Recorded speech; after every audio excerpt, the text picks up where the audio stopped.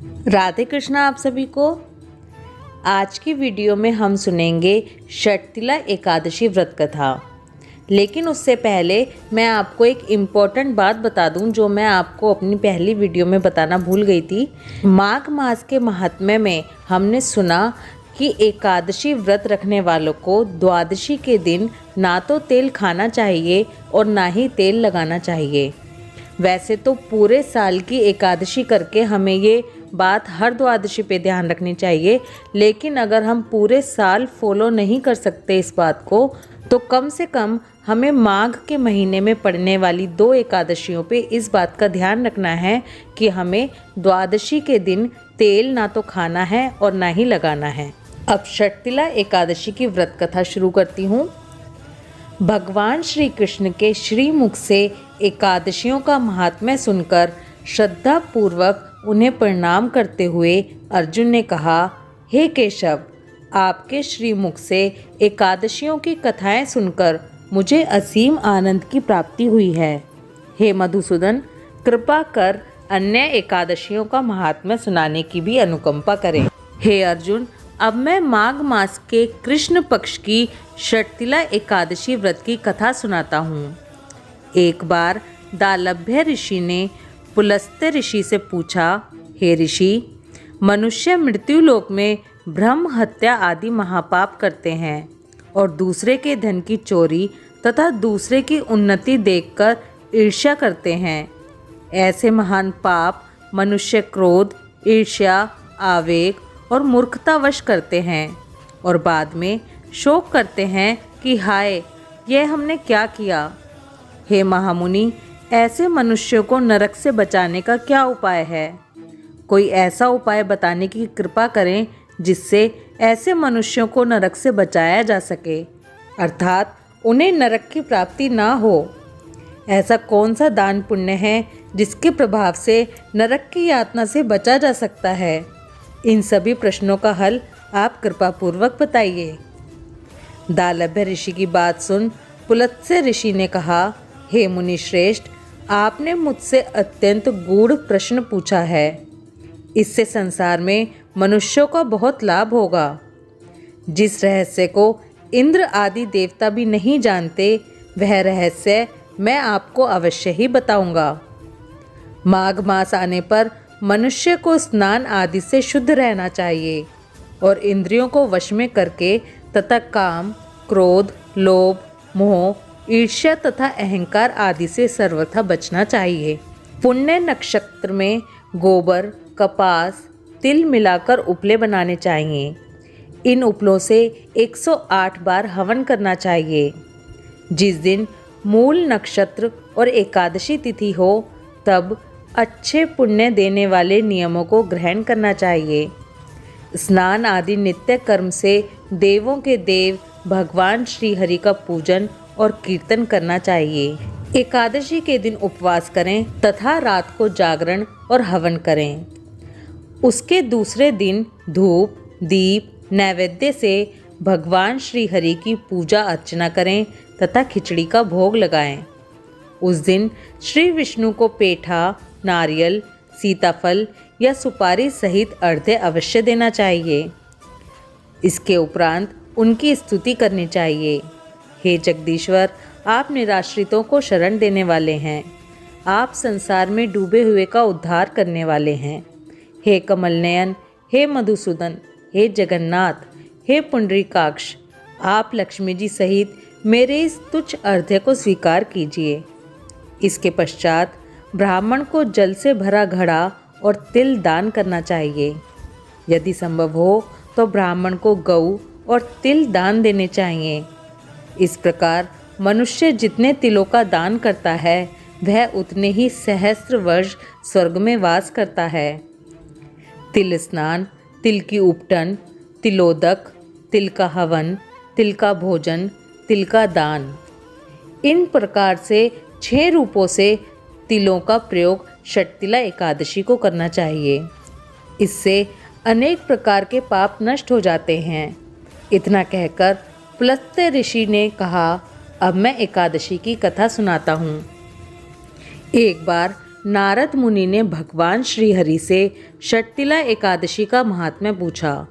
वे बोले, हे प्रभु, आप मेरा प्रणाम स्वीकार करें। षटतिला एकादशी के उपवास का क्या पुण्य है, उसकी क्या कथा है, कृपा कर मुझसे कहिए। नारद की प्रार्थना सुन भगवान श्री हरि ने कहा, हे नारद, मैं तुम्हें प्रत्यक्ष देखा हुआ एक सत्य वृत्तांत सुनाता हूँ, ध्यानपूर्वक सुनो। बहुत पहले मृत्यु लोक में एक ब्राह्मणी रहती थी। वह सदा व्रत उपवास किया करती थी। एक बार वह 1 मास तक उपवास करती रही।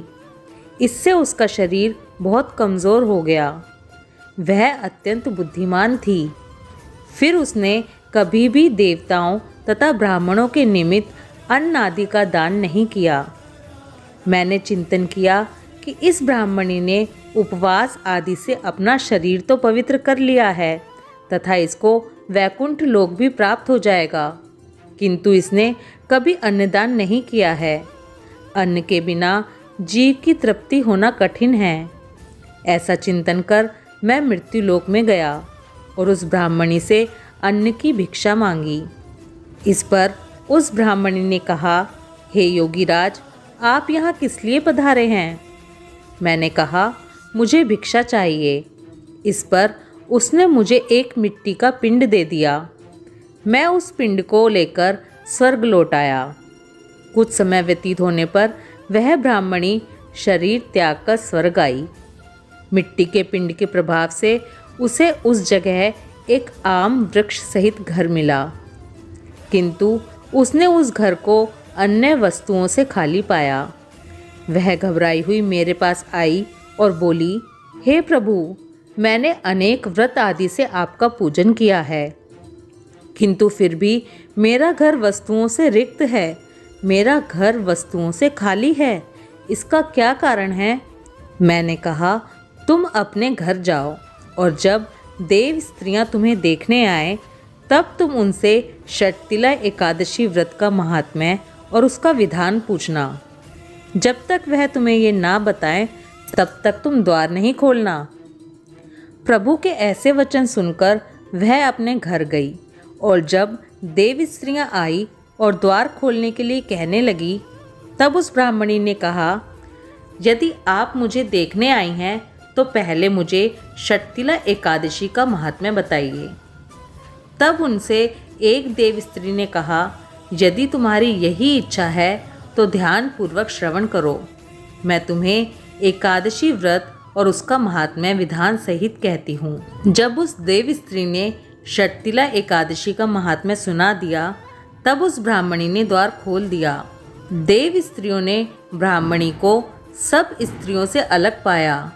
उस ब्राह्मणी ने भी देव स्त्रियों के कहे अनुसार षटतिला एकादशी का उपवास किया और उसके प्रभाव से उसका घर धन धान्य से भर गया। अतः हे पार्थ, मनुष्य को अज्ञान को त्याग कर षटतिला एकादशी का उपवास करना चाहिए। इस एकादशी व्रत के करने वाले को जन्म जन्म की निरोगता प्राप्त हो जाती है। इस उपवास से मनुष्य के सभी पाप नष्ट हो जाते हैं। षटतिला एकादशी व्रत कथा समाप्त। इसलिए हम सभी को षटतिला एकादशी का व्रत ज़रूर करना चाहिए। व्रत ना भी कर सकें तो व्रत कथा ज़रूर सुनें। तिल का दान अवश्य ही करें। तिल मिले जल से स्नान, तिल का उपटन लगाकर स्नान, खाने और पीने की वस्तुओं में तिल मिलाएं, पूजा करते समय तिल से हवन करें और तिलों का दान भी दें।